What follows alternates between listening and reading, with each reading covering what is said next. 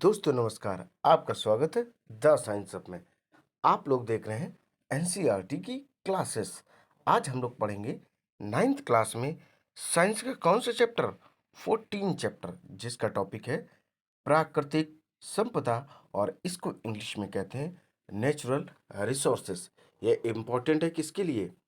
UP board के students के लिए, सीबीएसई बोर्ड के स्टूडेंट्स के लिए, ऐसे स्टूडेंट्स जो टोटली हिंदी मीडियम हो उनके लिए इम्पोर्टेंट है। सिविल सर्विसेज के लिए इम्पोर्टेंट है, पीएचडी टीएचडी के लिए इम्पोर्टेंट है, सुपर टेट टेट के लिए इम्पोर्टेंट है, और इम्पोर्टेंट है रेलवे ग्रुप डी के लिए।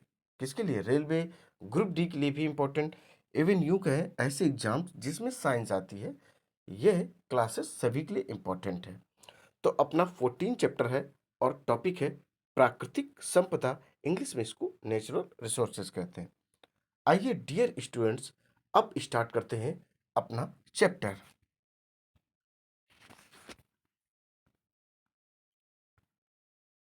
देखिए, हम जानते हैं कि हमारी पृथ्वी एक ऐसा ग्रह है जहां जीवन विद्यमान है। पृथ्वी पर जीवन बहुत सारे कारकों पर निर्भर करता है। हम यह भी जानते हैं कि जीवन के लिए परिवेश, ताप, जल तथा भोजन की आवश्यकता होती है। किसकी किसकी दोस्तों आवश्यकता होती है? देखिए, ताप, परिवेश ताप, जल, भोजन आदि की आवश्यकता होती है। पृथ्वी पर उपलब्ध सभी प्रकार के जीवों की मूल आवश्यकताओं की पूर्ति के लिए सूर्य से ऊर्जा तथा पृथ्वी पर उपलब्ध संपदा की आवश्यकता होती है। पृथ्वी पर यह संपदा कौन कौन सी है? आप लोग बताएंगे दोस्तों, पृथ्वी पर यह संपदा कौन कौन सी है। देखिए, आइए ये टॉपिक देखते हैं अब अपना। ये है, पृथ्वी पर यह संपदा कौन कौन सी है। देखिए, ये स्थल, जल, वायु, पृथ्वी की सबसे बाहरी परत को स्थल वायुमंडल कहते हैं। देखिए, है क्या क्या? स्थल है जो भूमि है जिस पर विभिन्न प्रकार की फसलें उगाई जाती हैं, विभिन्न प्रकार के पेड़ पौधे उगाए जाते हैं, जिससे हमें भोजन प्राप्त होता है। हम आपको दोस्तों बता दें कि जो हम भोजन प्राप्त करते हैं प्रत्यक्ष और अप्रत्यक्ष रूप से, डायरेक्ट और इनडायरेक्ट वे से, वह हमें पेड़ पौधों से ही प्राप्त होता है। कुछ ऐसे खाद्य पदार्थ होते हैं जो हमें पेड़ पौधों से प्राप्त नहीं होते हैं, वो अन्य तरीके से प्राप्त होते हैं। बट लेकिन अगर ढूंढा जाएगा इनडायरेक्ट वे से उनका माध्यम, तो वो पेड़ पौधे से ही निकलेंगे। बट एक नमक एक ऐसा खाद्य पदार्थ होता है जो पेड़ पौधों से प्राप्त नहीं होता है। और आपको बताते, जो पृथ्वी की ऊपरी सतह होती है उसको स्थल मंडल कहते हैं। पृथ्वी के 75% भाग पर पानी है, ये सब हम लोग जानते हैं। चलिए आगे बढ़ते हैं। ये भूमिगत जल के रूप में भी पाया जाता है। देखिए, भूमिगत जल वह होता है जो लोग हम लोग ट्यूबवेल के माध्यम से, समरसेबल के माध्यम से, हैंडपंप के माध्यम से, इन माध्यम से निकाल कर पीने के लिए उपयोग करते हैं या अन्य रूप से उसका उपयोग करते हैं। वायु जो पूरी पृथ्वी को कंबल के समान ढके रहती है उसे वायुमंडल कहते हैं। जीवित पदार्थ वही पाए जाते हैं जहां ये तीनों अवयव स्थित होते हैं। जीवन को आश्रय देने वाला पृथ्वी का यह घेरा, जहां वायुमंडल, स्थलमंडल तथा जलमंडल एक दूसरे से मिलकर जीवन को संभव बनाते हैं। क्या करते हैं? जीवन को संभव बनाते हैं। उसे जीवमंडल के नाम से जाना जाता है। सजीव जीवमंडल के जैविक घटक को बनाते हैं। देखिए, सजीव क्या होते हैं? जो कुछ ना कुछ प्रोसेस करें, जैसे वृद्धि करें, श्वसन क्रिया करें, जनन करें, यह सजीव की पहचान होती है। और ये जीवमंडल के जैविक घटक को निर्माण करते हैं। जैविक का मतलब ही होता है डियर स्टूडेंट्स जीवन। क्या होता है? जीवन ही इसका मतलब होता है। देखिए, वायु, जल और मृदा जीवमंडल के निर्जीव घटक हैं। वायु आप महसूस करते हो, ठीक है। जल आप यूज करते हो दैनिक रूप में। क्या जल को दर्द होता है? क्या वह जनन करता है? क्या वह वृद्धि करता है? तो ये सब चीजें होती हैं। मृदा जीवमंडल के, जल, वायु, मृदा जीवमंडल के निर्जीव घटक हैं। आइए अब इन अजैव घटकों जो पृथ्वी पर जीवन के संपुषण के लिए आवश्यक हैं, उनकी भूमिका का विस्तृत अध्ययन करते हैं। अब लोग पढ़ेंगे जीवन, श्वास, वायु। हम लोग ब्रीथिंग करते हैं, सभी लोग सांस लेते हैं। तो सांस लेने के लिए वायु की जरूरत पड़ती है, और उस वायु में होती ऑक्सीजन, जो कि वायुमंडल में 21 21% प्रेजेंट है। कितनी है? 21% प्रेजेंट है। और नाइट्रोजन कितनी होती है? 78% होती है। कार्बन होती है 0.03%। तो आइए अब पढ़ते हैं जीवन की श्वास वायु। हम पहले अध्याय में वायु के घटकों के विषय में पढ़ चुके हैं। ये बहुत सी गैसों जैसे नाइट्रोजन, ऑक्सीजन आदि। क्या है दोस्तों?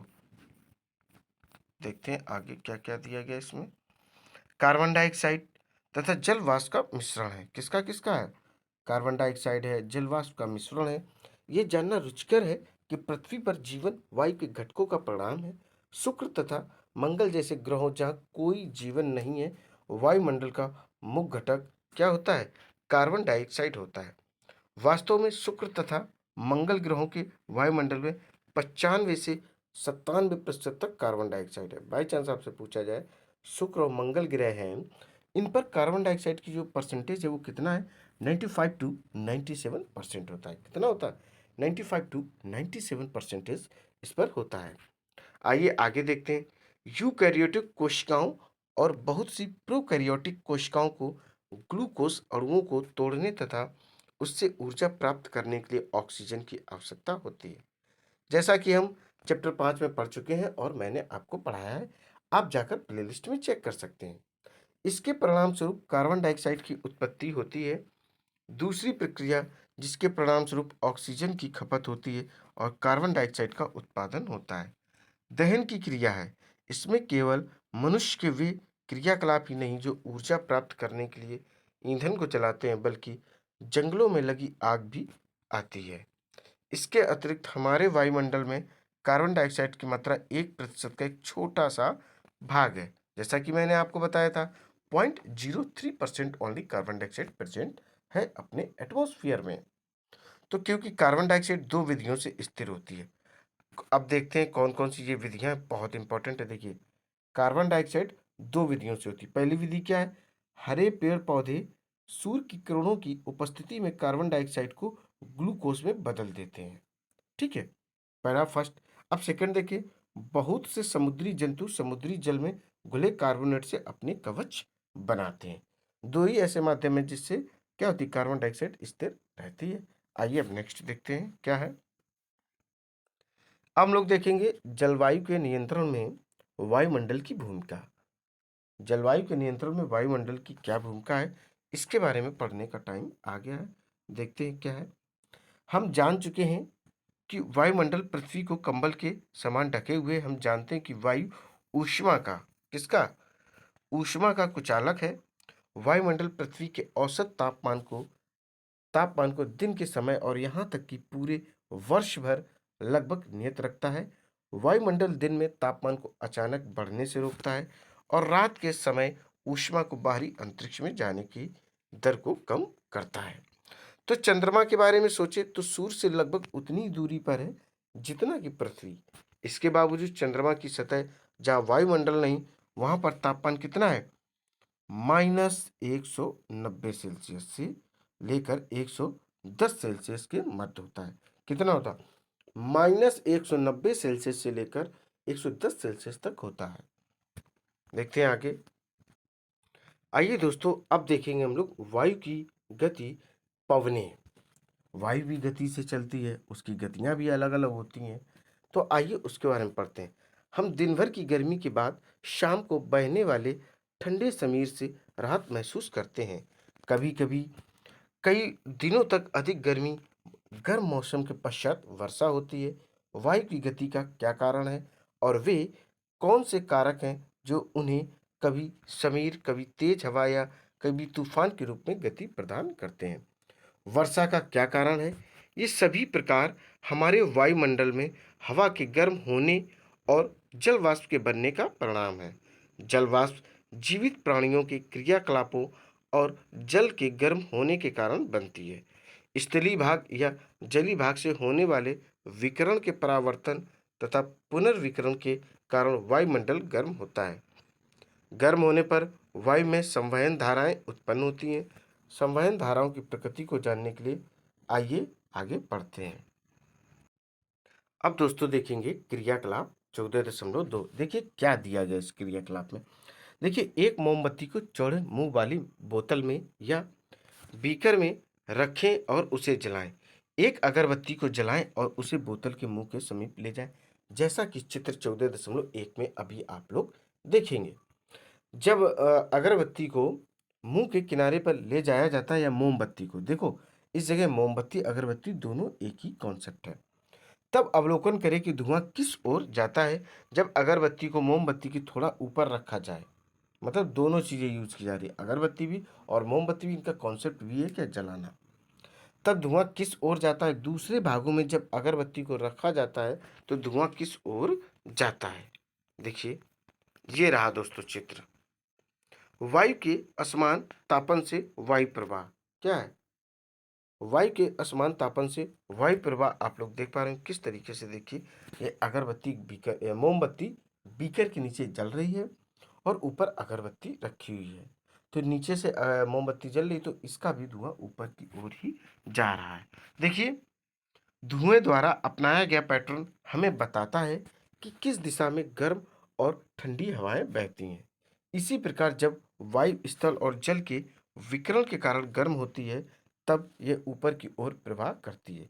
चूंकि जल की अपेक्षा स्थल जल्दी गर्म होता है, इसलिए स्थल के ऊपर की वायु जल के ऊपर की वायु की अपेक्षा तेजी से गर्म होती है। कहने का मतलब यह है कि दोस्तों जो वायु गर्म होगी, जब वायु गर्म होगी तो वह ऊपर उठेगी। जब ऊपर उठेगी वह स्थान हो जाएगा खाली। उस स्थान को भरने के लिए ठंडी वायु काफी तेज गति से आएगी। क्या आएगी, काफी तेज गति से आएगी। एक बात हमेशा अपने ब्रेन में सेट कर लें कि जब वायु गर्म होती है तो वह ऊपर उठती है और ठंडी वायु हमेशा नीचे आती है। तो जब गर्म वायु होगी तो वह ऊपर उठेगी, वह जगह खाली हो जाएगी। उस जगह को भरने के लिए काफी तेजी गति से विभिन्न प्रकार की ठंडी हवाएं आएंगी। इसलिए अगर हम तटीय क्षेत्रों को दिन में देखते हैं तो पाते हैं कि स्थल के ऊपर की वायु तेजी से गर्म होकर ऊपर उठना शुरू करती है। जैसे ही यह वायु ऊपर की ओर उठती है, वहां कम दाब का क्षेत्र बन जाता है और समुद्र के ऊपर की वायु कम दाब वाले क्षेत्र की ओर प्रवाहित हो जाती है। एक क्षेत्र से दूसरे क्षेत्र में वायु की गति पवनों का निर्माण करती है। दिन के समय हवा की दिशा समुद्र से स्थल की ओर होगी। रात के समय स्थल और समुद्र दोनों ठंडे होने लगते हैं। नाइट में क्या होता है, चाहे स्थल हो चाहे समुद्र हो, दोनों के दोनों ठंडे होने लगते हैं। चूंकि स्थल की अपेक्षा जल धीरे धीरे ठंडा होता है, इसलिए जल के ऊपर की वायु स्थल के ऊपर की वायु से गर्म होती है। ऊपर दी गई परिचर्चा के आधार पर हम निम्न के विषय में क्या कह सकते हैं, देखते हैं। फर्स्ट नंबर कुछ दिया गया इसमें, इसको पढ़ते हैं। देखिए क्या है, तटीय क्षेत्रों पर कम तथा उच्च दाब के क्षेत्र रात में प्रतीत होते हैं। तटीय क्षेत्रों पर कम तथा उच्च दाब के क्षेत्र रात में प्रतीत होते हैं।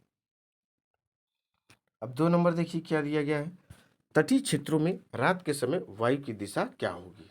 तटीय क्षेत्र जो होते हैं उसमें रात में वायु की दिशा क्या होगी, ये चीज आपको बतानी है। आइए पढ़ते हैं। इसी प्रकार हवा की सभी गतियां विभिन्न वायुमंडलीय प्रक्रियाओं का परिणाम है, जो पृथ्वी के वायुमंडल के असमान विधियों से गर्म होने के कारण होता है। लेकिन इन हवाओं को बहुत से अन्य कारक भी प्रभावित करते हैं, जैसे पृथ्वी की घूर्णन गति तथा पवन के मार्ग में। देखिए क्या क्या प्रभावित करते हैं, पृथ्वी की घूर्णन गति तथा पवन के मार्ग में आने वाली पर्वत श्रृंखलाएं। हम इन कारकों के बारे में इस अध्याय में विस्तृत अध्ययन नहीं करेंगे, लेकिन इसके बारे में सोचते हैं कि कैसे हिमालय की उपस्थिति से इलाहाबाद से उत्तर की ओर प्रवाहित होने वाली वायु की दिशा परिवर्तित हो जाती है। बिल्कुल दोस्तों, अब देखेंगे वर्षा। वर्षा की सबको जरूरत है। देखिए वर्षा नहीं होगी तो सूखा पड़ जाएगा। वर्षा से ही खेती होती है, वर्षा से ही नदियों में पानी आता है। तो वर्षा बहुत जरूरी है। वर्षा से थोड़ी बहुत गर्मी भी कम होती है। जब लास्ट जून में उत्तर भारत में मानसून आ जाता है तो वर्षा होती है, जिससे क्या होता है, उत्तर भारत में जो गर्मी पड़ रही होती है मई जून अप्रैल में, वो धीरे धीरे कम हो जाती है और सभी को आराम मिलता है। आइए हम इस प्रश्न पर विचार करें कि बादल कैसे बनते हैं और वर्षा कैसे करते हैं। वर्षा करते हैं, हम इसके लिए एक साधारण प्रयोग कर सकते हैं, जिससे ज्ञात हो सके कि कुछ कारक जलवायु को कैसे प्रभावित करते हैं। इसके अंतर्गत हम लोग पढ़ेंगे क्रियाकलाप। दोस्तों क्रियाकलाप समझना बहुत ज़रूरी है, इससे हमारे कॉन्सेप्ट क्लियर हो जाते हैं। देखिए क्या क्रियाकलाप दिया गया है, ये है 14.3। एक पतले प्लास्टिक की बोतल लेनी है, ठीक है? और इसमें 5 से 10 ml जल लें तथा बोतल को कसकर बंद कर दें। इसे अच्छी तरह क्या करना है, हिलाना है और इसका 10 मिनट तक धूप में रखें और इस बोतल में मौजूद वायु जलवाष्प को संतृप्त हो जाती है। अब एक जली हुई अगरबत्ती लें, बोतल के ढक्कन को खोलें और अगरबत्ती के धुएं की कुछ मात्रा को बोतल के अंदर जाने दें। पुनः बोतल को कसकर बंद करें। बोतल को अपने हथेलियों के बीच में रखकर जितना जोर से हो सके दबाएं। कुछ समय तक प्रतीक्षा करें और बोतल को छोड़ दें। एक बार पुनः बोतल को आप जितना जोर से संभव हो सकता दबाएं। देखिए ये कुछ उत्तर दिए गए हैं। क्या दिए गए हैं? अब इनके उत्तर दें। कुछ क्वेश्चन दिए गए हैं, इनको आपको पढ़ना है और आंसर देना है। बहुत छोटे स्तर पर उपरोक्त प्रयोग को दोहराएं। दोहराएं क्या होता है? जब जल वाष्प से भरी वायु वायु उच्च दाब वाले क्षेत्र से कम दाब वाले क्षेत्र में या इसके विपरीत प्रवाहित होती है, तो दिन के समय जब जली भाग गर्म हो जाता है तब बहुत बड़ी मात्रा में जल वाष्प बन जाती है और ये वाष्प वायु में प्रवाहित हो जाती है। जल वाष्प की कुछ मात्रा विभिन्न जैविक क्रियाओं के कारण वायुमंडल में चली जाती है। यह वायु भी गर्म हो जाती है। गर्म वायु अपने साथ जल वाष्प को लेकर ऊपर की ओर उठ जाती है। जैसे ही वायु ऊपर की ओर उठ जाती है, यह फैलती तथा ठंडी हो जाती है। ठंडा होने के कारण हवा में उपस्थित जल वाष्प छोटी-छोटी जल की बूंदों के रूप में संघनित हो जाते हैं। जल का यह संघनन सहज होता है। यदि कुछ कण नाभिक की तरह कार्य करके अपने चारों ओर बूंदों को जमा होने देते हैं, तो सामान्यतः वायु में उपस्थित धूल के कण तथा दूसरे निलंबित कण नाभिक के रूप में कार्य करते हैं। क्या करते हैं? नाभिक के रूप में दोस्तों कार्य करते हैं। तो दोस्तों मैंने आपको बताया कि नाभिक के रूप में कार्य करते हैं। एक बार जब जल की बूंदें निर्मित हो जाती हैं, तो वे संघनित होने के कारण बड़ी हो जाती हैं। जब ये बूंदें बड़ी और भारी हो जाती हैं, तब ये वर्षा के रूप में नीचे की ओर गिरती हैं। कभी-कभी जब वायु का तापमान काफ़ी कम हो जाता है, तब ये हिमवृष्टि अथवा ओले के रूप में अवक्षेपित हो जाती है। आप सभी लोगों ने ओलावृष्टि देखी होगी, ओले गिरते हैं, तो ये क्या होता है? ये सब इसी का रूप होते हैं। ज़्यादा संघनित होने के कारण ये इस टाइप का होता और वहाँ पर क्या होता? तापमान कम हो जाता। जब तापमान कम हो जाता तो वे वर्षा की बूंदों के रूप में ना गिर के हिमवृष्टि या ओला के रूप में या ओले के रूप में गिरते हैं। आइए आगे देखते हैं। वर्षा का पैटर्न पवनों के पैटर्न पर निर्भर करता है। भारत के बहुत बड़े भूभाग में अधिकतर वर्षा दक्षिण पश्चिम या उत्तर पूर्वी मानसून के कारण होती है। अगर बाई चांस आपसे पूछा जाए वर्षा होने का कारण, तो आप कह सकते हैं दक्षिण पश्चिम या उत्तर पूर्वी मानसून के कारण होती है। हमने मौसम सूचनाओं में भी सुना है कि बंगाल की खाड़ी पर वायु का दबाव कम होने के कारण कई क्षेत्रों में वर्षा हुई है। क्या हुई है? कई क्षेत्रों में वर्षा हुई है। ये देखिए दोस्तों, ये रहा। देखिए चित्र आप लोग देख पा रहे होंगे क्या? 14.2 भारत पर आच्छादित बादलों का उपग्रह द्वारा प्रदर्शित चित्र क्या है? ये आप लोग देख पा रहे होंगे। ये देखिए, अब इसके अंतर्गत हम लोग पढ़ेंगे क्रियाकलाप 14.2। देखिए 14.2 में क्या बताया गया? पूरे देश में होने वाली वर्षा के पैटर्न के बारे में समाचार पत्र या टेलीविजन के माध्यम से मौसम सूचनाओं की जानकारी एकत्र करें। बिल्कुल दोस्तों, अब ना तो टेलीविजन की ज़रूरत है, ना ही समाचार समाचार पत्र की ज़रूरत है, क्योंकि सारी की सारी जानकारी आपके स्मार्टफोन में है। किसमें? स्मार्टफोन के माध्यम से आप पूरी जानकारी ले सकते हैं कि अगले 1 महीने तक मौसम कैसा रहेगा, भूकंप कब आएगी, हवा कितनी तेज चलेगी, मौसम कैसा रहेगा, बारिश कैसी होगी, टेम्परेचर कैसा है, सारी की सारी जानकारी आपको आपके स्मार्टफोन से मिल जाएगी। तो ये चीज़ें रहीं। अब देखते हैं इसमें क्या है। किसी महीने में आपके शहर, नगर, गाँव में सबसे अधिक वर्षा हुई। बिल्कुल दोस्तों, वर्षा अधिक होती है, टेम्परेचर कम ज़्यादा रहता है, सब कुछ रहता है। अब देखो इन्होंने क्रियाकलाप एक और दिया है 14.5। ये देखते हैं क्या है। पुस्तकालय से मानसून और चक्रवात के बारे में अधिक जानकारी हमें एकत्र करनी। बिल्कुल, कर लो अधिक से अधिक जानकारी। हम फ़ोन से सबसे अधिक जानकारी इकट्ठा कर सकते हैं। देश की वर्षा के पैटर्न का पता लगाएं कि पूरे विश्व में वर्षा के लिए मानसून उत्तरदायी है। देखिए, अपने भारत देश की बात करें, बहुत सारे ऐसे क्षेत्र हैं जहाँ वर्षा बहुत कम होती है। जैसे राजस्थान, राजस्थान में वर्षा ना के बराबर होती है। बट इसी जगह अगर वर्षा सबसे अधिक होती है तो मासिन राम, जो कि मेघालय में स्थित है, बहुत अधिक वर्षा होती है, लगभग 10 से 11 सेंटीमीटर तक बारिश हो जाती है। ऐसे ही हम ले जाएं थार मरुस्थल, राजस्थान ले जाएं तो 50 सेंटीमीटर तक भी कायदे की वर्षा नहीं हो पाती है। आइए अब हम लोग देखेंगे वायु प्रदूषण। वायु प्रदूषण भी दोस्तों कैसे होता है? जितने प्रकार के वाहन चल रहे हैं और उसमें व्हीकल्स में क्या यूज हो रहा है, कैरोसिन यूज हो रहा है, डीजल, पेट्रोल, तो ये कार्बन मोनोऑक्साइड ही रिलीज करते हैं, विभिन्न प्रकार की गैसें रिलीज करते हैं। और क्या होता है, इससे ही वायु प्रदूषण होता है। विभिन्न प्रकार की फैक्ट्रीज हैं जिनका धुआं आसमान में सीधा जाता है। तो पढ़ते हैं, देखिए, हमने समाचार पत्रों में प्रायः सुनते हैं कि नाइट्रोजन और सल्फर के ऑक्साइड का स्तर बढ़ रहा है। लोग प्रायः दुख प्रकट करते हैं कि उनके बचपन से लेकर अभी तक वायु की गुणवत्ता में कमी आई है। वायु की गुणवत्ता कैसे प्रभावित होती है और इस गुणवत्ता में आए परिवर्तन हमें और दूसरे जीवों को कैसे प्रभावित करते हैं? जीवाश्म ईंधन जैसे कोयला और पेट्रोलियम पदार्थों में नाइट्रोजन और सल्फर की बहुत कम मात्रा होती है। जब ये ईंधन जलते हैं तब नाइट्रोजन और सल्फर भी इसके साथ जलते हैं तथा यह नाइट्रोजन और सल्फर के विभिन्न ऑक्साइड उत्पन्न करते हैं। इन गैसों का केवल सांस के रूप में लेना ही खतरनाक नहीं, बल्कि ये वर्षा के जल में मिलकर अम्लीय वर्षा भी करते हैं। कौन सी वर्षा करते हैं? अम्लीय वर्षा करते हैं, जिसको अम्ल वर्षा कहते हैं। जिससे माय डियर स्टूडेंट, सबसे ज़्यादा प्रभावित अगर कोई चीज़ है भारत में तो आगरा में स्थित ताजमहल, जो कि जब शाहजहां ने बनवाया था पूर्तिया सफ़ेद था। कैसा था, कैसा था? सफ़ेद था। धीरे धीरे उसका रंग येलोइश टाइप का मटमैला रंग का होता जा रहा है। ताजमहल यमुना नदी के किनारे स्थित है। कहाँ है? यमुना नदी के किनारे स्थित है। देखिए, जीवाश्म ईंधनों का दहन वायु में निलंबित कणों की मात्रा को भी बढ़ा देता है। ये निलंबित कण बिना जले कार्बन कण या पदार्थ हो सकते हैं, जिन्हें हाइड्रोकार्बन कहते हैं। क्या दोस्तों कहा जाता है? इनको हाइड्रोकार्बन कहा जाता है। इन सभी प्रदूषकों की अधिक मात्रा में उपस्थित दृश्यता को कम करती है, विशेषकर सर्दी के मौसम में जब जल भी वायु के साथ संघनित होता है। इसे धूम कोहरा कहा जाता है।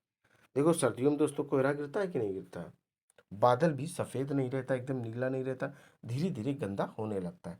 फिर साफ कब होता है? जब उत्तर भारत में मानसून आता है लास्ट जून में। कब आता है? लास्ट जून में या 15 जून के बाद मानसून उत्तर भारत में आ जाता है और जबरदस्त बारिश होनी स्टार्ट हो जाती है। लगभग सितंबर तक बारिश होती है। 3 महीने तक यह बारिश का मौसम बना रहता है। चलिए आगे देखते हैं। ये देखिए दोस्तों, ये रहा कोयरा का चित्र। ये लाइकेन वगैरह आप लोग देख पा रहे होंगे। ठीक है, 14.3 में।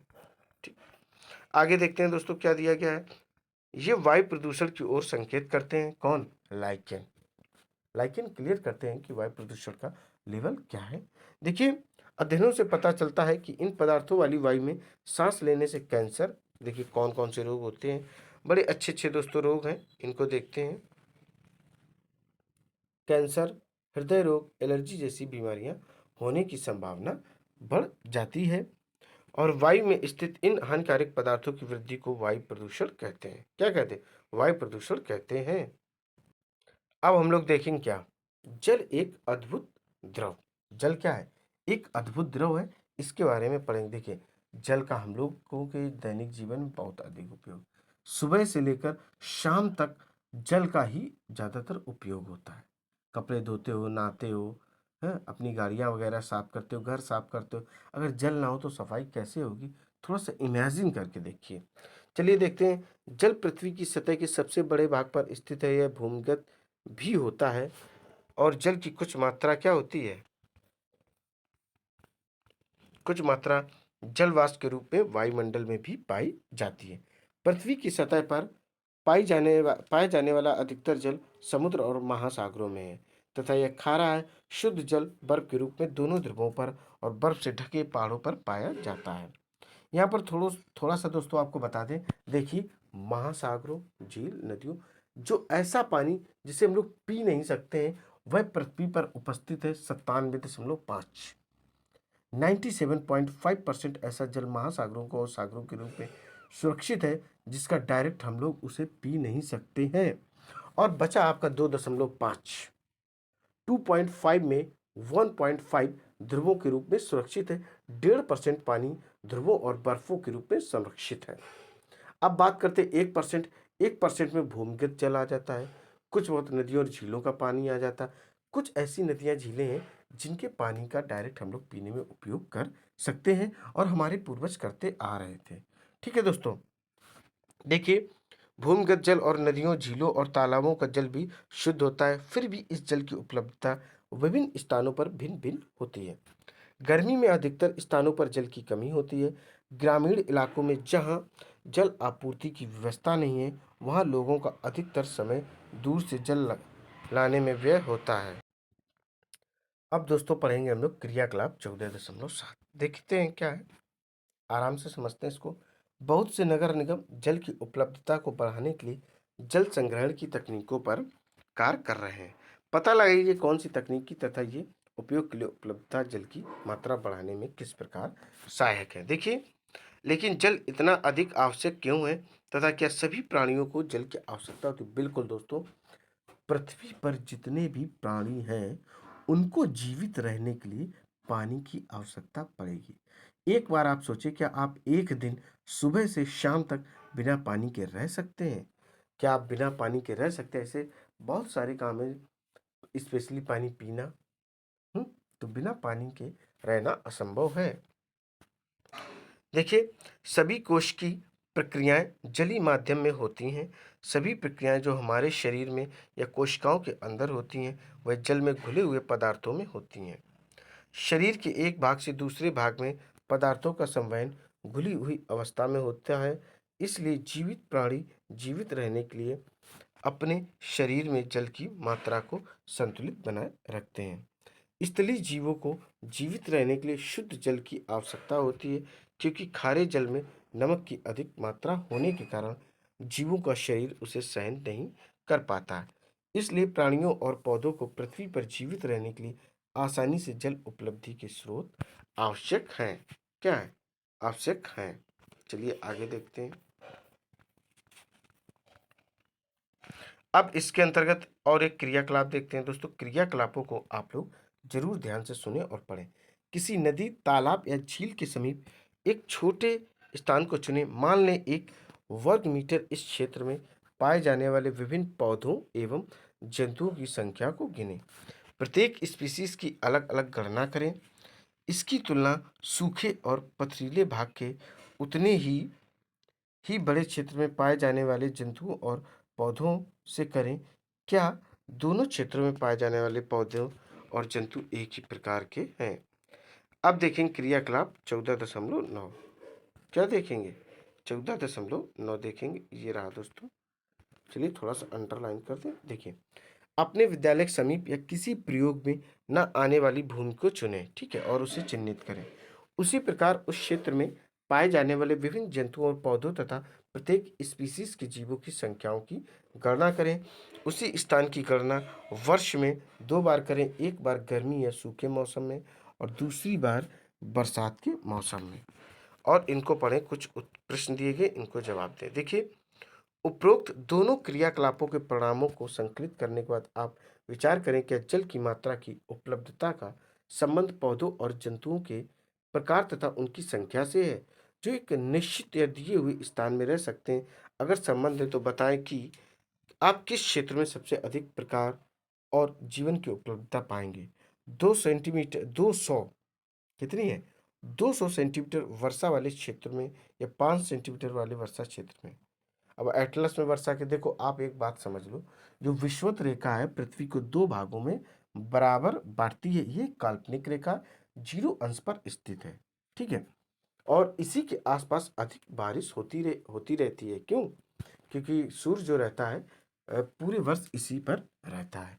इसलिए क्या होता है कि बारिश होने की संभावना रहती है और यहाँ पर विभिन्न प्रकार की प्रजातियां पाई जाती हैं। इसीलिए बायोडाइवर्सिटी भी पाई जाती है।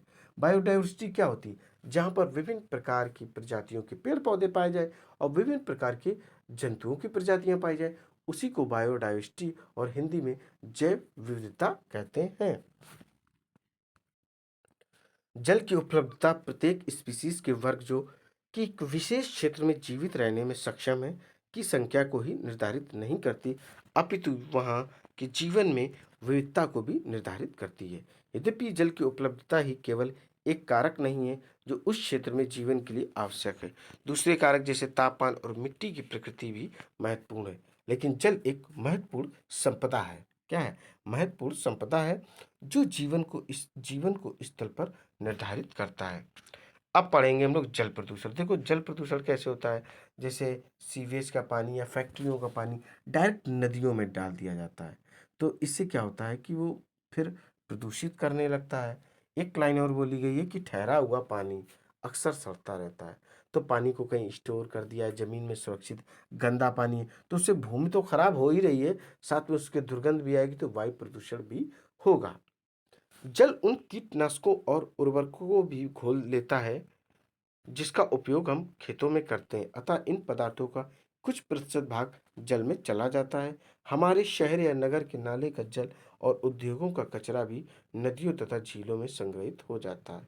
कुछ विशेष उद्योगों की बहुत सारी क्रियाओं में शीतलता बनाए रखने के लिए जल का प्रयोग किया जाता है तथा इस प्रकार निष्पादित गर्म जल को जलाशय में वापस लौटा दिया जाता है। जब बांध से जल को छोड़ा जाता है, क्या होता है, जब बांध को जल से छोड़ा जाता है तब नदियों के जल के तापमान पर भी प्रभाव पड़ता है। गहरे जलाशय के अंदर का जल सूर्य के द्वारा गर्म ऊपर की सतह की जल की तुलना में शीतल होगा। ये सभी जलाशयों में पाए जाने वाले जीवों के प्रकार को विभिन्न प्रकार से प्रभावित कर सकते हैं। ये कुछ जीवों की वृद्धि को प्रोत्साहित करते हैं तो कुछ को हानि पहुंचा सकते हैं। ये इस प्रणाली में उपस्थित विभिन्न जीवों के संतुलन को बिगाड़ सकते हैं। अतः हम लोग निम्न प्रभावों को दिखाने के लिए जल प्रदूषण शब्द का प्रयोग करते हैं। देखिए क्या क्या है। फर्स्ट नंबर क्या दिया गया दोस्तों, इसको थोड़ा सा देखते हैं। ये रहा फर्स्ट नंबर। ये देखिए दोस्तों, जलाशयों में अनैच्छिक पदार्थों का मिलना। ये पदार्थ पीड़कनाशी या उर्वरक हो सकते हैं जो खेतों में उपयोग होते हैं, या वे कागज उद्योग में प्रयुक्त होने वाले विषैले पदार्थ जैसे पारा के लवण हो सकते हैं। मतलब विभिन्न प्रकार की चीजें मिला दी जाती तो उसी को जल प्रदूषण कहते हैं। ये करते क्या है, ये बीमारी फैलाने वाले जीव जैसे हैजा फैलाने वाले बैक्टीरिया भी हो सकते हैं। देखिए 2 नंबर क्या है, इच्छित पदार्थों को जलाशयों से हटाना। घुली ऑक्सीजन जल में रहने वाले पौधों और जंतुओं के द्वारा उपयोग की जाती है। किसी भी तरह का परिवर्तन जो इस घुली हुई ऑक्सीजन की मात्रा को कम करता है उसका जलीय जीवों पर विपरीत प्रभाव पड़ता है। जलाशय से अन्य पोषक की कमी भी हो सकती है। अब देखेंगे थर्ड नंबर क्या दिया गया है। देखिए तापमान में परिवर्तन। जलीय जीव जिस जलाशय में रहते हैं वे वहां के एक विशिष्ट तापमान के अनुकूल होते हैं। उस तापमान में अचानक परिवर्तन उनके लिए खतरनाक होगा या प्रजनन की प्रक्रिया को प्रभावित करेगा। प्रजनन क्या मतलब क्या होता है, रिप्रोडक्शन का, अपने वंश को बढ़ाने के लिए अपनी जैसी संतति को उत्पन्न करना ही प्रजनन कहलाता है। विभिन्न प्रकार के जंतुओं के अंडे और लार्वा तापमान परिवर्तन के प्रति संवेदनशील होते हैं। कुछ क्वेश्चन दिए गए, इनको पढ़ें और करें। अब लोग पढ़ेंगे मृदा में खनिज की प्रचुरता। देखिए मृदा से ही विभिन्न प्रकार के खनिज निकाले जाते हैं, निकाले जाते कि नहीं, विभिन्न प्रकार के मेटल्स हो गया, कोयला हो गया, ज्यादातर जो खनिज है वो कहाँ से निकाले जाते, वो मृदा से ही निकाले जाते। एक क्षेत्र में जीवन की विविधता को निर्धारित करने वाला एक महत्वपूर्ण संपदा मृदा है। लेकिन मृदा क्या है, मृदा को इंग्लिश में सॉइल और हिंदी में मिट्टी कहते हैं। और ये कैसे बनती है, पृथ्वी की पृथ्वी की सबसे बाहरी परत को भूपृष्ठ कहा जाता है और इस परत में पाए जाने वाले खनिज जीवों को विभिन्न प्रकार के पालन पोषण करने वाले तत्व प्रदान करते हैं। लेकिन यदि वे खनिज बड़े पत्थरों के साथ संलग्न होते हैं तो ये जीवों के लिए उपलब्ध नहीं होंगे। हजारों और लाखों वर्षों के लंबे समय अंतराल में पृथ्वी की सतह या उसके समीप पाए जाने वाले पत्थर विभिन्न प्रकार के भौतिक, रासायनिक और कुछ जैव प्रक्रमों के द्वारा टूट जाते हैं। टूटने के बाद सबसे अंत में बचा महीन कण मृदा बनता है। तो कैसे बनता है, भौतिक क्रियाएं होती हैं, रासायनिक क्रियाएं होती हैं, कुछ जैव प्रक्रम द्वारा टूट जाते हैं, पत्थर टूटते, एकदम महीन कण जब बन जाता है, सबसे छोटा कण बन जाता है, वही मृदा का रूप धारण करता है। लेकिन कौन से कारक या प्रक्रियाएं हैं जिनमें मृदा बनती है? देखिए, सूर्य दिन के समय पत्थर को गर्म कर देता है, जिससे वे प्रसारित हो जाते हैं। रात के समय ये पत्थर ठंडे हो जाते हैं और संकुचित हो जाते हैं, क्योंकि पत्थर का प्रत्येक भाग असमान रूप से प्रसारित तथा संकुचित होता है। ऐसा बार बार होने पर पत्थर में दरार आ जाती है तथा अंत में ये बड़े पत्थर टूटकर छोटे छोटे टुकड़ों में विभाजित हो जाते हैं। अब एक बात क्लियर हो गई होगी कि पत्थर कैसे मौसम के अनुसार टूटते हैं। जब वो गर्म हो जाएंगे अधिक दिन में, फिर रात में वो ठंडे भी हो जाएंगे। जब वो ठंडे हो जाएंगे तो उनमें दरार आ जाएगी, चटक जाएंगे और बड़े पत्थरों से धीरे धीरे वो छोटे पत्थरों में टूटने लगेंगे। देखिए, जल तो जल मृदा के निर्माण में दो प्रकार से सहायता करता है। पहला, सूर्य के ताप से बने पत्थरों की दरार में जल जा सकता है। यदि यह जल बाद में जम जाता है तो यह दरार को और अधिक चौड़ा करेगा। क्या आप सोच सकते हैं कि ऐसा क्यों होना चाहिए? दूसरा, बहता हुआ जल कठोर पत्थरों को भी तोड़ फोड़ देता है। तेज गति के साथ बहता हुआ जल प्रायः अपने साथ बड़े और छोटे पत्थरों को बहाकर ले जाता है। ये पत्थर दूसरे पत्थरों के साथ टकराकर छोटे छोटे कणों में बदल जाते हैं।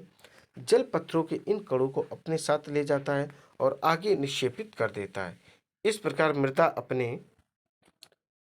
अपने मूल पत्थर से काफी दूर वाले स्थान पर पाई जाती है। वायु जिस प्रकार जल में पत्थर एक दूसरे से टकराने के कारण टूटते हैं, उसी प्रकार तेज हवाएं भी पत्थरों को तोड़ देती है। वायु जल की तरह बालू को एक स्थान से दूसरे स्थान तक ले जाती है। जीव भी मृदा के बनने की प्रक्रिया को प्रभावित करते हैं। लाइकेन, जिसके बारे में हमने पहले पढ़ा है, पत्थरों की सतह पर भी उगते हैं। इस क्रम में वे एक पदार्थ छोड़ते हैं जो पत्थरों की सतह को चूड़ के समान कर देता है और मृदा की एक पतली परत का निर्माण करते हैं। अब इस सतह पर मॉस जैसे दूसरे छोटे पौधे उगने में सक्षम होते हैं और ये पत्थर को और अधिक तोड़ते हैं। बड़े पेड़ों की मूलें कभी-कभी पत्थरों में बनी दरारों में चली जाती हैं और वे दरार को चौड़ा कर देती हैं। आइए अब देखें इसके अंतर्गत एक क्रियाकलाप। देखिए क्या दिया गया है। ये है, कुछ मृदा लें तथा उसे जल से भरे बीकर में डाल दें। ली गई मृदा की मात्रा के लगभग 5 गुना जल होना चाहिए। मृदा और जल को मिलाएं और फिर मृदा को नीचे जमा होने दें। कुछ समय पश्चात अवलोकन करें। क्या बीकर के तल में मृदा समांगी है या परतों में विभाजित है? अगर परतों का निर्माण हुआ है तो किस प्रकार एक परत दूसरे से भिन्न है? क्या वहाँ जल की सतह पर कुछ तैर रहा है? ये सब चीज़ें आपको एनालिसिस करनी है। जैसा कि आपने देखा कि मृदा एक मिश्रण है, इसमें विभिन्न प्रकार के छोटे छोटे टुकड़े मिले होते हैं। इसमें सड़े गले जीवों के टुकड़े भी मिले हुए होते हैं। क्या होते हैं? मिले हुए होते हैं। दोस्तों, जो छोटे छोटे कण मृदा मिले होते हैं, उसे दोस्तों क्या कहा जाता है? थोड़ा सा बताएंगे। उसे ह्यूमस कहा जाता है। इसके अतिरिक्त मिट्टी में विभिन्न प्रकार की सूक्ष्म जीव भी मिले होते हैं। मृदा के प्रकार का निर्णय उसमें पाए जाने वाले कणों के औसत आकार द्वारा निर्धारित किया जाता है। मृदा के गुण को उसमें स्थित ह्यूमस की मात्रा और पाए जाने वाले सूक्ष्म जीवों के आधार पर किया जाता है। मृदा की संरचना का मुख्य कारक ह्यूमस है, क्योंकि यह मृदा को सरंध्र बनाता है और वायु तथा जल को भूमि के अंदर जाने में सहायक होता है। खनिज पोषक तत्व जो उस मृदा में पाए जाते हैं वह उन पत्थरों पर निर्भर करते हैं जिससे मृदा बनी होती है। किस मृदा पर कौन सा पौधा होगा या इस पर निर्भर करता है कि उस मृदा में पोषक तत्व कितने हैं। पोषक तत्व कितने हैं, ह्यूमस की मात्रा कितनी है और उसकी गहराई क्या है। इस प्रकार मृदा की ऊपरी परत में, जिसमें मृदा के कणों के अतिरिक्त ह्यूमस और सजीव होते हैं, उसे ऊपरी मृदा कहा जाता है। क्या कहा जाता है? उसे ऊपरी मृदा कहा जाता है। ऊपरी मृदा की गुणवत्ता जो उस क्षेत्र की जैविक विविधता को निर्धारित करती है, में एक महत्वपूर्ण कारक है। आधुनिक खेती में पीड़कनाशी और उर्वरकों का बहुत बड़ी मात्रा में प्रयोग किया जा रहा है। आपने देखा होगा विभिन्न प्रकार के रसायन यूज किए जा रहे हैं। किसमें? खेती में, और किस लिए? ताकि उनकी उपज बढ़ सके और आर्थिक स्थिति मजबूत हो सके। बट इससे जो स्वास्थ्य है, हेल्थ है, वह गड़बड़ा रही है। लंबे समय तक इन पदार्थों का उपयोग करने से मृदा के सूक्ष्म जीव मृत हो जाते हैं और मृदा की संरचना को नष्ट कर सकते हैं, जो कि मृदा के पोषक तत्वों का पुनर्चक्रण करते हैं। ह्यूमस बनाने में सहायक भूमिका में स्थित केंचुओं को भी समाप्त कर सकते हैं। देखिए, केचुआ क्या होता है? भूमि को क्या भुरभुरी कर देता है और उसकी उर्वरक क्षमता को बढ़ाता है। केचुआ को ही किसान का मित्र कहा जाता है। क्या कहा जाता है? किसान का मित्र कहा जाता है। अगर समपोषणी खेती नहीं की जाए तो उपजाऊ मृदा जल्द ही बंजर भूमि में परिवर्तित हो सकती है। उपयोगी घटकों का मृदा से हटना और दूसरे हानिकारक पदार्थों का मृदा में मिलना, जो कि मृदा की उर्वरता को प्रभावित करते हैं और उसमें स्थित जैविक विविधता को नष्ट कर देते हैं। इसे भूमि प्रदूषण कहते हैं। क्या कहते हैं? इसे भूमि प्रदूषण कहते हैं। मृदा जिसे हम आज एक स्थान पर देखते हैं, वह लंबे समय अंतराल के पश्चात निर्मित हुई है। यद्यपि कुछ मृदा को एक स्थान पर निर्मित करने वाले कुछ कुछ कारक इसको किसी दूसरे स्थान पर स्थानांतरित करने के लिए भी उत्तरदायी हो सकते हैं। मृदा के महीन कण प्रवाहित वायु या जल के साथ भी स्थानांतरित हो सकते हैं। मृदा के समस्त कणों के स्थानांतरित हो जाने पर कठोर पत्थर बाहर आ जाते हैं।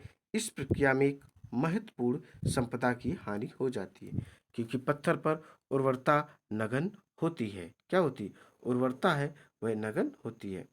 आइए अब देखेंगे क्रियाकलाप 14.11 क्या दिया गया है। एक ही तरह की दो ट्रे लें और उन्हें मृदा से भर दें। एक ट्रे में सरसों या मूंग अथवा धान या हरे चने का पौधा रोप दें और दोनों ट्रे में तब तक जल दें जब तक कि जिस ट्रे में पौधा रोपा गया है वह पौधे की वृद्धि से ढक नहीं जाए। ये सुनिश्चित कीजिए कि दोनों ट्रे एक ही कोण पर झुके हों। दोनों ट्रे में समान मात्रा में जल इस तरह से डालें कि जल बाहर की ओर निकल जाए, जैसा कि चित्र 14.4 में देखेंगे। ट्रे से बाहर जाने वाली मृदा की मात्रा का अध्ययन करें। क्या बहने वाली मृदा की मात्रा दोनों ट्रे में समान है? अब कुछ ऊंचाई से दोनों ट्रे में समान मात्रा में जल डालें। जितना आपने पहले डाला है उतनी ही मात्रा में जल 3-4 बार डालें। अब मृदा की मात्रा का अध्ययन करें जो ट्रे से बाहर चली गई। क्या दोनों ट्रे में मृदा की मात्रा समान है?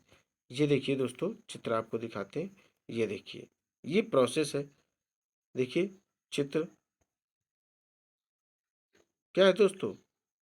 चित्र दिया गया है 14.4। क्या दिया गया है? 14.4। बहते जल का ऊपरी मृदा सतह की मृदा पर प्रभाव। इस तरीके से देखिए ये दिया गया, देख सकते हैं। पौधे की जड़ें मृदा के अपरदन को रोकने में महत्वपूर्ण भूमिका निभाती है।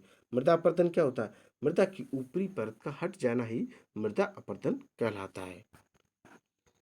बड़े स्तरों पर जंगलों को काटना या कटना, जो कि पूरे विश्व में हो रहा है, न केवल वैश्विक विविधता को नष्ट कर रहा है बल्कि मृदा के अपरदन के लिए भी उत्तरदायी है। वनस्पति के लिए सहायक ऊपरी मृदा अपरदन की प्रक्रिया में तीव्रता से हट सकती है। यह पहाड़ी और पर्वतों वाले भागों में त्वरित गति से होता है। मृदा के अपरदन की इस क्रिया को रोकना बहुत कठिन है। सतह पर पाई जाने वाली वनस्पति जल को परतों के अंदर जाने में महत्वपूर्ण भूमिका निभाती है। डियर स्टूडेंट, कुछ क्वेश्चन इनको समझें और खुद करें। अब हम लोग पढ़ेंगे जैव रासायनिक चक्रण। क्या पढ़ना है? जैव रासायनिक चक्रण के बारे में हमें पढ़ना है। जीवमंडल के जैविक और अजैविक घटकों के बीच का सामंजस्य जीवमंडल को गतिशील और स्थिर बनाता है। इस सामंजस्य के द्वारा जीवमंडल के विभिन्न घटकों के बीच पदार्थ और ऊर्जा का स्थानांतरण होता है। आइए देखते हैं कि वे कौन कौन सी क्रियाएं हैं जो संतुलन को बनाए रखती हैं। अब पढ़ेंगे जलीय चक्र। देखो, जल की जरूरत दोस्तों सभी जीवों को पड़ती है। आपने देखा कि जलाशयों से जल के वाष्पीकरण और फिर संघनन के बाद वर्षा कैसे होती है, लेकिन हमने समुद्रों और महासागरों को सूखते हुए नहीं देखा है। तो किस प्रकार जल इन जलाशयों में वापस आता है? पूरी प्रक्रिया को, जिसके द्वारा जल वाष्प बनता है और वर्षा के रूप में सतह पर गिरता है और फिर नदियों के द्वारा समुद्र में पहुंच जाता है, जलीय चक्र कहते हैं। क्या कहते हैं? जलीय चक्र कहते हैं। यह चक्र उतना आसान और सरल नहीं है, जैसा कि वक्तव्य से, जैसा कि मैंने बताया है। ये सारा जल जो पृथ्वी पर गिरता है तुरंत समुद्र में नहीं चला जाता है। इनमें से कुछ मृदा के अंदर चला जाता है और कुछ और भूजल का हिस्सा बन जाता है। कुछ भूजल झरनों के द्वारा सतह पर आ जाते हैं, या हम इसे अपने व्यवहार के लिए कूपों और नलकूपों की मदद से सतह पर लाते हैं। जीवन की विभिन्न प्रक्रियाओं में स्थलीय जीव जंतु और पौधे जल का उपयोग करते हैं, जैसा कि चित्र 14.5 में आप लोग देखें कैसे जल चक्रण होता है। चित्र को थोड़ा छोटा कर दें ताकि आराम से देखिए। प्रकृति में जल चक्र देखिए, ये भूजल आप लोग देख पा रहे होंगे हैं, और ये सतही जल देख पा रहे होंगे। वाष्पोत्सर्जन हुआ सतह से, ठीक है, फिर जाकर ये वर्षा के रूप में बना, फिर वर्षा तथा बर्फबारी होती है, ठीक है। और फिर क्या होता है, बादल भी इधर ही आ जाते हैं, फिर यह बारिश के रूप में आ जाते हैं, ठीक। और फिर वाष्पोत्सर्जन की क्रिया देखो पेड़ पौधों से होती है और जानवरों से भी होता है, ये भी बादलों के रूप में संग सुरक्षित हो जाते हैं, फिर उसके बाद बारिश होती है। यह पूरा चित्र ध्यान से देखें और इसे समझने की कोशिश करें। आइए जलीय चक्र में जल क्या होता है कि एक अन्य पहलू पर विचार करते हैं। जैसा कि आप जानते हैं, जल बहुत से पदार्थों को घुलाने में सक्षम है। घुलने वाले खनिजों से होकर जल जब जल गुजरता है तब इनमें से कुछ खनिज जल में घुल जाते हैं। इस प्रकार नदी बहुत से पोषक तत्वों को सतह से समुद्र में ले जाती है और इनका उपयोग समुद्री जीव जंतुओं द्वारा किया जाता है।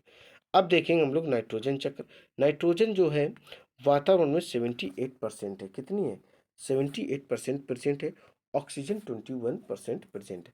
हमारे वायुमंडल का 78% भाग जो है नाइट्रोजन गैस का है। ये गैस जो जीवन के लिए आवश्यक है, बहुत सारे अणुओं का भाग है। जैसे देखो किसका किसका भाग है, ये चीज आप लोग देख लो। प्रोटीन का है, न्यूक्लिक अम्ल का है, डीएनए और आरएनए का। डीएनए मतलब होता है deoxy ribo nucleic acid, RNA होता है राइबो न्यूक्लिक एसिड। इन दोनों की है फुल फॉर्म है। तथा कुछ विटामिन हैं, vitamin A B C D D K. क्या है? ए बी सी डी और ई के ही विटामिन है। नाइट्रोजन नाइट्रोजन दूसरे जैविक यौगिकों में भी पाया जाता है, जैसे अल्केलाइड तथा यूरिया। किसमें पाया जाता है, ये भी आपको अंडरलाइन कर दें, एल्केलाइड तथा यूरिया। इसलिए नाइट्रोजन सभी प्रकार के जीवों के लिए एक आवश्यक पोषक है। सभी जीव रूपों द्वारा वायुमंडल में उपस्थित नाइट्रोजन गैस के प्रत्यक्ष उपयोग से जीवन सरल हो जाएगा। यद्यपि कुछ प्रकार के बैक्टीरिया को छोड़कर दूसरे जीव रूप निष्क्रिय नाइट्रोजन परमाणुओं को नाइट्रेस तथा नाइट्रस और दूसरे अणुओं में बदलने में सहायक होते हैं। देखिए, नाइट्रेट नाइट्रस और आवश्यक अणुओं में बदलने के लिए सक्षम नहीं है। नाइट्रोजन स्थिरीकरण करने वाले बैक्टीरिया स्वतंत्र रूप से रहते हैं। ये द्विबीजपत्री पौधों की कुछ स्पीसीज के साथ पाए जाते हैं। साधारणतः ये नाइट्रोजन को स्थिर करने वाले बैक्टीरिया फलीदार पौधों की जड़ों में एक विशेष प्रकार की संरचना में पाए जाते हैं। इन बैक्टीरिया के अलावा नाइट्रोजन परमाणु नाइट्रेटस और नाइट्राइट्स नाइट्राइट्स में भौतिक क्रियाओं के द्वारा बदलते हैं। बिजली चमकने के लिए समय वायु में पैदा हुआ उच्च ताप तथा दाब नाइट्रोजन को नाइट्रोजन के ऑक्साइड में बदल देता है। ये ऑक्साइड जल में घुलकर नाइट्रिक तथा नाइट्रस अम्ल बनाते हैं और वर्षा के साथ भूमि की सतह पर गिरते, तब इसका उपयोग विभिन्न जीव रूपों द्वारा किया जाता है। किसके द्वारा किया जाता है? विभिन्न जीव रूपों द्वारा किया जाता है। देखिए, नाइट्रोजन संयोजी अणु बनाने में प्रयुक्त होने वाले रूपों के निर्माण के पश्चात नाइट्रोजन का क्या होता है? सामान्यतः पौधे नाइट्रेटस और नाइट्राइट्स को ग्रहण करते हैं तथा उन्हें अमीनो अम्ल में बदल देते हैं, जिनका उपयोग प्रोटीन बनाने में होता है। कुछ दूसरे जैव रासायनिक विकल्प हैं जिनका प्रयोग नाइट्रोजन वाले दूसरे जटिल यौगिकों को बनाने में होता है। इन प्रोटीनों और दूसरे जटिल यौगिकों का प्रयोग जंतुओं में। पहले आप कुछ एक छोटा सा चित्र आपको दिखाते हैं। ये देखिए चित्र प्रकृति में नाइट्रोजन चक्र, वायुमंडलीय और औद्योगिक स्तरीकरण, नाइट्रिफिकेशन आप लोग देख पा रहे होंगे, ठीक है। नाइट्रिफिकेशन नाइट्रेट्स हैं देख पा रहे होंगे। फिर वायुमंडल में नाइट्रोजन डीनाइट्रिफिकेशन, नाइट्रोजन स्थिरीकरण, हरे पौधों के जीव द्रव और अमोनीकरण या नाइट्रिफिकेशन, ये सब चीज़ें आप लोग देख पा रहे होंगे, ठीक है दोस्तों। अब देखेंगे जब जंतु या पौधे की मृत्यु हो जाती है, क्या हो जाती है? जब जंतु मर जाए या पौधा टूट फट जाए, गिर जाए, दब जाए, तो मिट्टी में मौजूद अन्य बैक्टीरिया विभिन्न यौगिकों में इस नाइट्रोजन को नाइट्रेटस और नाइट्राइट्स में बदल देते हैं तथा अन्य तरह के बैक्टीरिया इन नाइट्रेटस एवं नाइट्राइट्स को नाइट्रोजन तत्व में बदल क्या कहते हैं बदल देते हैं। इसी प्रकार प्रकृति में एक नाइट्रोजन चक्र होता है जिसमें नाइट्रोजन वायुमंडल में अपने मूल रूप से गुजरता हुआ मृदा और जल में साधारण परमाणु के रूप में बदलता है तथा जीवित प्राणियों में और अधिक जटिल यौगिक के रूप में बदल जाता है। फिर ये साधारण परमाणु के रूप में वायुमंडल में वापस आ जाते हैं। अब हम लोग देखेंगे कार्बन चक्र। क्या पढ़ना है? कार्बन चक्र हमको पढ़ना है। देखिए, कार्बन पृथ्वी पर बहुत सारी अवस्थाओं में पाया जाता है। यह अपने मूल रूप से हीरा और ग्रेफाइट में पाया जाता है। यौगिक के रूप में यह वायुमंडल में कार्बन डाइऑक्साइड के रूप में विभिन्न प्रकार के खनिजों में कार्बोनेट और हाइड्रोजन कार्बोनेट के रूप में पाया जाता है। जबकि सभी जीव रूप कार्बन आधारित अणुओं जैसे प्रोटीन, कार्बोहाइड्रेट्स, वसा, न्यूक्लिक अम्ल, देखिए क्या क्या है, थोड़ा सा अंडरलाइन कर देते हैं। प्रोटीन है, कार्बोहाइड्रेट है, वसा है, न्यूक्लिक अम्ल है, विटामिन है, पर ये आधारित होते। बहुत सारे जंतुओं के बाहरी और भीतरी कंकाल भी कार्बोनेट लवणों से बने होते हैं। प्रकाश संश्लेषण की क्रिया जो सूर्य की उपस्थिति में उन सभी पौधों में होती है जिनमें कि क्लोरोफिल होता है। क्लोरोफिल के माध्यम से पेड़ पौधे हरे दिखाई पड़ते हैं और हरे पेड़ पौधे क्या करते हैं? प्रकाश संश्लेषण की क्रिया करते हैं जिसको इंग्लिश में फोटोसिंथेसिस कहते हैं। इस मूल क्रिया द्वारा कार्बन जीवन के विभिन्न प्रकारों में समाविष्ट होता है। यह प्रक्रिया वायुमंडल में या जल में घुले कार्बन डाइऑक्साइड को ग्लूकोज अणुओं में बदल देती है। ये ग्लूकोज अणु या तो दूसरे पदार्थों में बदल दिए जाते हैं या ये दूसरे या जैविक रूप से महत्वपूर्ण अणुओं के संश्लेषण के लिए ऊर्जा प्रदान करते हैं। चित्र देखेंगे 14.7। बिल्कुल देखेंगे दोस्तों। चित्र क्या देखना हमें? ये रहा प्रकृति में कार्बन चक्र। ये देखो, थोड़ा सा छोटा कर दे। वायुमंडल में कार्बन डाइऑक्साइड कार्बनिक यौगिक पादप श्वसन तथा विघटन से देखो यहाँ पहुंच रहा है। कार्बनिक यौगिक जंतु पेट्रोलियम है, अकार्बनिक कार्बोनेट शल्की है, कोयला है, चूना पत्थर है, पानी में कोबाल्ट है। ये सब चीज़ें इसी के एग्जाम्पल दोस्तों हैं। अब अपने पास पढ़ने के लिए आ गया है दोस्तों। क्या क्या पढ़ना है? अब हम लोगों को देखना है यहाँ से। देखिए, जीवित प्राणियों को ऊर्जा प्रदान करने की प्रक्रिया में ग्लूकोज का उपयोग होता है। ग्लूकोज से ही हमें ऊर्जा मिलती है। इस बात को आप लोग अपने माइंड में सेट कर लें। श्वसन की क्रिया द्वारा ग्लूकोज को कार्बन डाइऑक्साइड में बदलने के लिए ऑक्सीजन का प्रयोग भी हो सकता है और नहीं भी। यह कार्बन डाइऑक्साइड वायुमंडल में वापस चली जाती है। दहन की क्रिया जहाँ ईंधन का उपयोग खाना पकाने, गर्म करने, यातायात और उद्योगों में होता है के द्वारा वायुमंडल में कार्बन डाइऑक्साइड का प्रवेश होता है। वास्तव में जब से औद्योगिक क्रांति हुई है और मानव ने बहुत बड़े पैमाने पर जीवाश्म ईंधनों को जलाना शुरू किया है, तब से वायुमंडल में कार्बन डाइऑक्साइड की मात्रा दोगुनी हो गई है। जल की तरह कार्बन का भी विभिन्न भौतिक एवं जैविक क्रियाओं के द्वारा पुनर्चक्रण होता है। अब पढ़ेंगे ग्रीन हाउस इफेक्ट। क्या पढ़ेंगे? Green house effect. देखिए दोस्तों क्या दिया गया, ये रहा।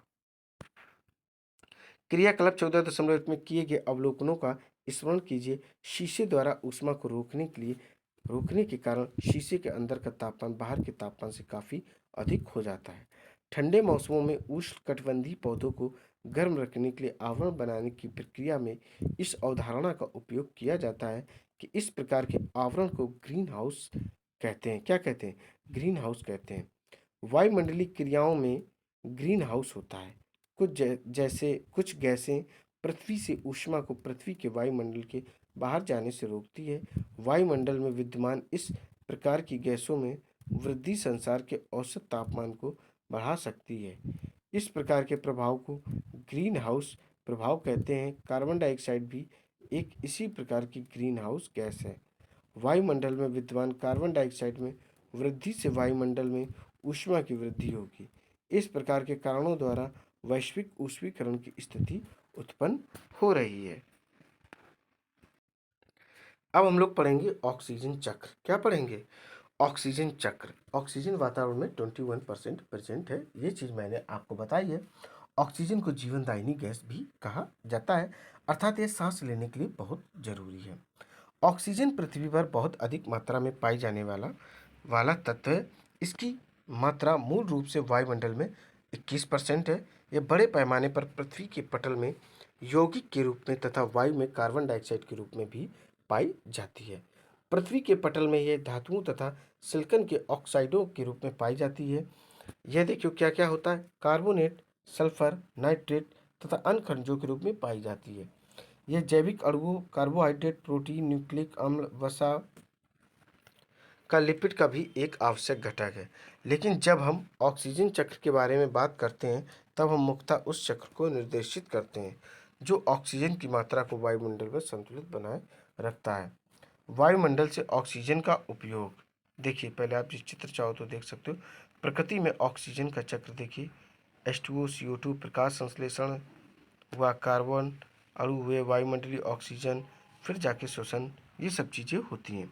देखिए, ऑक्सीजन उत्पन्न करने में जो अहम रोल होता है वह ग्रीन प्लांट्स का होता है, अर्थात हरे पेड़ पौधों का होता है, क्योंकि वो प्रकाश संश्लेषण की क्रिया करते हैं, वातावरण से कार्बन डाइऑक्साइड का अवशोषण करते हैं और अपना भोजन बनाते हैं। जब भोजन बनाते हैं उसके बाद वह क्या करते हैं, ऑक्सीजन रिलीज करते हैं और उस ऑक्सीजन का जितने जंतु हैं श्वसन के रूप में प्रयोग करते हैं, ब्रीथिंग प्रोसेस के रूप में प्रयोग करते हैं, जैसा कि आप लोग जानते हैं।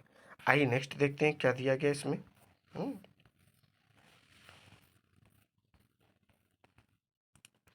देखिए, तीन रूप से इनका उपयोग कैसे कैसे होता है, श्वसन, दहन तथा नाइट्रोजन के ऑक्सीजन निर्माण में। श्वसन, दहन, नाइट्रोजन के ऑक्साइड के निर्माण में होता है। वायुमंडल में ऑक्सीजन में केवल एक ही मुख्य प्रक्रिया जिसे प्रकाश संश्लेषण कहते हैं और इंग्लिश में इसे फोटोसिंथेसिस कहते हैं, जैसा कि मैंने अभी आपको बताया था, के द्वारा लौटती है। इस प्रकार से प्रकृति में ऑक्सीजन चक्र की रूपरेखा बनती है। चित्र जस्ट मैंने अभी आपको 14.8 दिखाया है। क्या दिखाया है, चित्र 14.8 अभी आप लोगों ने देखा है। यद्यपि हम जीवन में श्वसन की क्रिया में ऑक्सीजन को महत्वपूर्ण मानते हैं, परंतु कुछ जीव मुख्यतः बैक्टीरिया तत्वीय ऑक्सीजन द्वारा जहरीले हो जाते हैं। हाँ, पूछा जाए कौन कौन से, तो कुछ बैक्टीरिया होते हैं तत्वीय जो होते हैं जहरीले हो जाते हैं। वास्तव में बैक्टीरिया के द्वारा नाइट्रोजन स्थिरीकरण की प्रक्रिया ऑक्सीजन की उपस्थिति में नहीं होती है। अब हम लोग पढ़ेंगे ओजोन परत। ओजोन परत जो कि समताप मंडल में स्थित है। समताप मंडल को स्ट्रेटोस्फीयर कहते हैं। समताप मंडल में वायुयान जहाज भी उड़ते हैं क्योंकि वहां पर मौसम का कोई भी प्रभाव नहीं पड़ता है। मौसम से संबंधित सारी जानकारी आपको क्षोभ मंडल में मिलती है, जिसको ट्रोपोस्फीयर भी कहते हैं। चलिए देखते हैं। तत्वीय ऑक्सीजन मूल रूप में सामान्यतः द्विपरमाणुक अणु के रूप में पाई जाती है।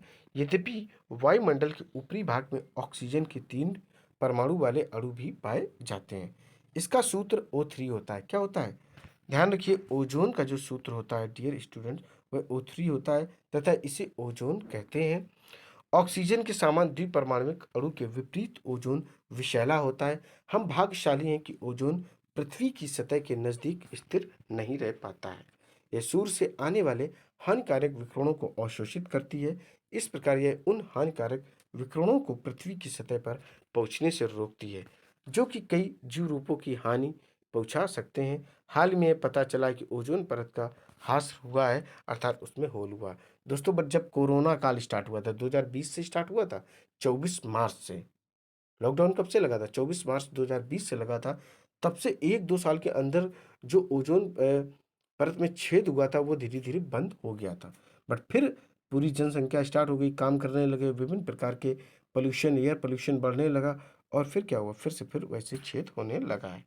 देखिए, मनुष्य के द्वारा बनाए गए विभिन्न प्रकार के यौगिक जैसे क्लोरोफ्लोरोकार्बन, जिसको कि CFC कहते हैं। क्या कहते हैं, CFC भी इसको कहा जाता है, क्लोरोफ्लोरोकार्बन, वायुमंडल में स्थिर अवस्था में उपस्थित है। और CFC क्लोरीन तथा फ्लोरीन युक्त कार्बन यौगिक है। ये बहुत स्थायी होते हैं तथा किसी जैव प्रक्रियाओं द्वारा भी विघटित नहीं होते। एक प्रकार तथा किसी जैव प्रक्रिया द्वारा भी विघटित नहीं होते। एक बार जब ये ओजोन परत के समीप पहुंचते हैं, वे ओजोन अणुओं के साथ प्रतिक्रिया करते हैं। इसके परिणाम स्वरूप ओजोन की परत में कमी आई है और हाल ही में, देखो हाल ही में क्या,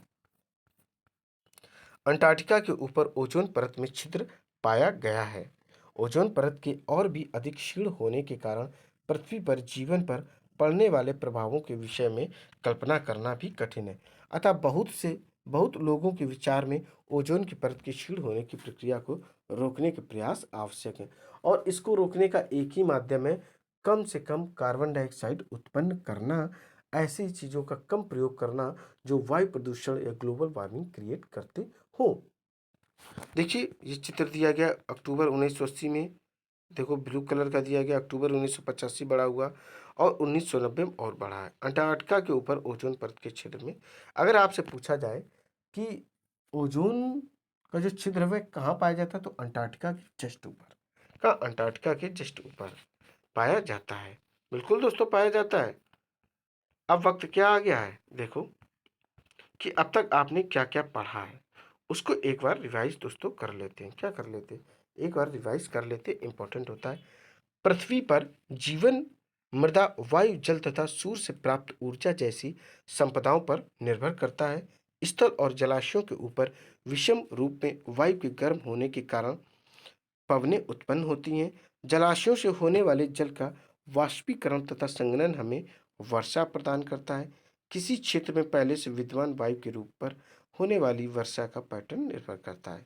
विभिन्न प्रकार के पोषक तत्व चक्रीय रूपों से पुनः उपयोग किए जाते हैं, जिसके कारण जैव मंडल के विभिन्न घटकों में एक निश्चित संतुलन स्थापित होता है।